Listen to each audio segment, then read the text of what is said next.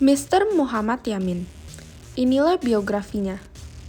Beliau lahir di Sumatera, Sawalunto pada 22 Agustus 1903. Orang tua Yamin adalah Usman Baginda Khatibjo dan Siti Saadah, yang berasal dari Sawalunto dan Padang Panjang. Ayah Yamin mempunyai 16 anak dari 5 istri. Saudara Yamin adalah Mr. Muhammad Yaman, Jamaluddin Negoro, dan Ramanan Usman. Pendidikan Yamin. Saat kecil, beliau bersekolah di Bumi Putra. Saat kelas 2, beliau pindah sekolah ke HIS Palembang dan melanjuti pendidikan di sekolah guru di Bukit Tinggi. Beliau juga pernah mendapatkan beasiswa untuk bersekolah di dokter hewan, tetapi beliau tidak tertarik sehingga beralih ke Flora, sekolah pertanian di Bogor.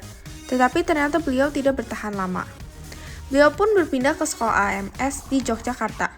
Di sana, mereka belajar tentang purbakala dan berbagai bahasa. Setelah lulus, Yamin berencana untuk sekolah di Belanda, tapi hal itu tidak diwujudkan karena ayahnya meninggal dunia. Yamin belajar di sekolah tinggi hukum selama 5 tahun. Setelah lulus pada tahun 1932, beliau mendapatkan gelar Mr. Inderrechten. Yamin juga aktif dalam politik dengan gaya kooperatif pemerintah Belanda. Beliau juga menjadi seorang wartawan dan penulis saat bersekolah di AMS.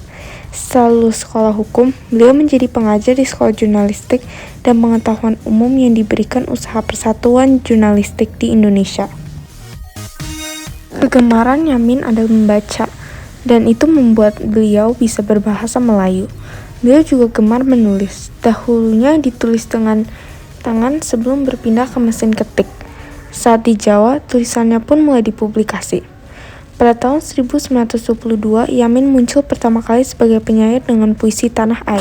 Jong Sumatranen Bon itu dibuat pada 9 Desember 1917 oleh pelajar kedokteran Stovia di Jakarta. Mereka mengikuti jejak Tri Korodarmo yang didirikan pada tahun 1915 dan diganti nama menjadi Jong Java. Tujuan Jong Sumatranen Bon adalah untuk mengukuh ikatan antar pelajar Sumatera dan membangun kesadaran mereka kelak menjadi pemimpin. Gerak politik Yamin. Yamin adalah orang pertama kali menegakkan rumusan dasar negara Indonesia merdeka. Beliau aktif dalam organisasi pemuda asal Sumatera dan ikut dalam Indonesia Muda.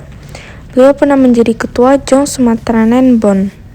Saat Yamin bergabung di organisasi Jong Sumatranen Bon, beliau menyusun Ikrar Sumpah Pemuda yang dibacakan pada Kongres kedua. Beliau menetapkan bahasa Indonesia yang berasal dari bahasa Melayu sebagai bahasa nasional Indonesia untuk menjadi alat persatuan. Pidatonya pun membuat menjadi ketua Jong Sumatra Bon. Beliau sangat berpengaruh untuk Jong Sumatranen Bon, Kongres 1 dan Kongres 2, sehingga dijuluki nakhoda terakhir Jong Sumatranen Bon.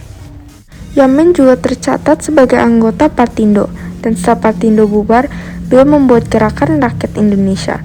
Semasa pendudukan Jepang, beliau bertugas pada Putra, sebuah organisasi yang disongkongkan pemerintah Jepang.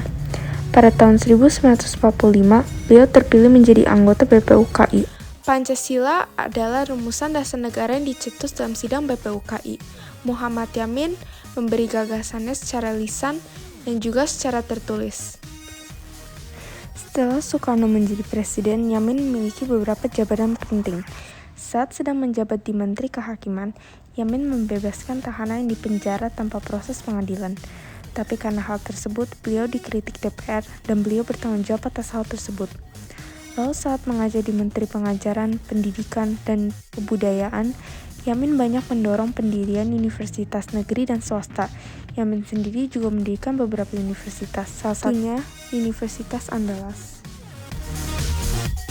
Yamin wafat pada usia 59 pada 17 Oktober 1962 dan dimakamkan di tempat lahirnya di Sumatera Barat. Di sebelah makam Yamin ada ayahnya.